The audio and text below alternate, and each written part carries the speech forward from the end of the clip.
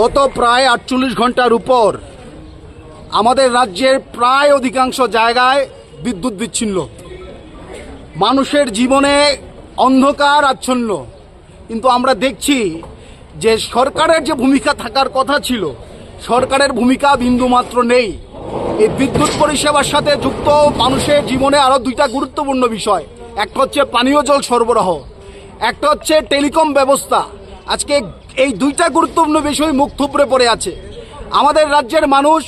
আমরা বামফ্রন্ট সরকারের সময় দেখেছি যে ঝড় বৃষ্টি হলে বিদ্যুৎ কাট হতো, এটা ঘটনা স্বাভাবিক, কিন্তু কিছুটা সময়ের মধ্যেই এই বিদ্যুৎ ব্যবস্থাকে কিভাবে সারাই করা হতো তার একটা উদ্যোগ থাকতো। কিন্তু আমরা দেখছি এই বিজেপি সরকার আসার পর থেকে গোটা রাজ্যে ঘন ঘন লোডশেডিং, ঘন্টার পর ঘন্টা লোডশেডিং, মানুষের জীবন অন্ধকার। মানুষের জীবনের যে প্রয়োজনীয় গুরুত্বপূর্ণ জিনিসগুলি, পানীয় জল একটা অন্যতম, এ জল পর্যন্ত মানুষ পাচ্ছে না। ফলে স্বাভাবিকভাবে আমরা দেখছি গত 48 ঘন্টা যাবৎ এই রেমাল, এই ঝড় বৃষ্টির কারণে বিদ্যুৎ পরিষেবা ব্যাহত হয়েছে।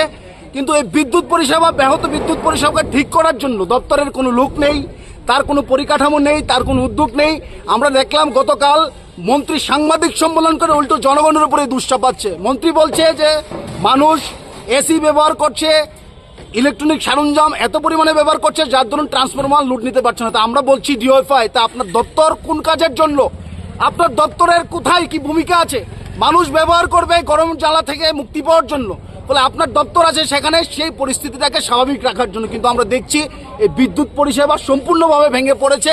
মানুষ নানা জায়গায় বিক্ষোভ প্রদর্শন করছে, পথ অবরোধ করছে, এবং এখন বর্তমানে যেটা খবর আমাদের কাছে, কোর্টে বিদ্যুৎ নেই, ফলে আইনজীবীরা রাস্তা অবরোধ করেছে।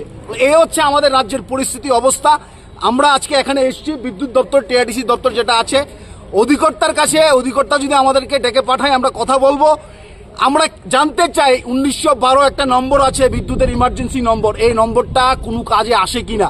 গত 48 ঘন্টা যাবত যারা মানুষ নানা জায়গা থেকে ফোন করছে, আমাদের কাছে ফোন করছে যে নম্বর কাজ করছে না, রিসিভার ডেথ করে রেখেছে, অফ করে রেখেছে। ফলে মানুষ তথস্থ, মানুষ নাজেহাল, এবং মন্ত্রী কুম্ভ নিদ্রায় আচ্ছন্ন। আমরা ধিক্কার জানাই, আমরা নিন্দা জানাই, এবং আমরা দাবি জানাচ্ছি অবিলম্বে এই বিদ্যুৎ পরিষেবা স্বাভাবিক করতে সরকারকে অবিলম্বে প্রয়োজনীয় উদ্যোগ গ্রহণ করতে হবে। এই দাবি নিয়ে আমরা মূলত আজকে এখানে এসেছি। এই হচ্ছে বিষয়। মশলা হাতে নয় চামচে তুলুন। লংতরাই গুঁড়ো মশলার প্রতিটি 250 গ্রাম প্যাকেটের সাথে 1টি চামচ ফ্রি। লংতরাই গুঁড়ো মশলা, রান্নায় তোমাকে চাই।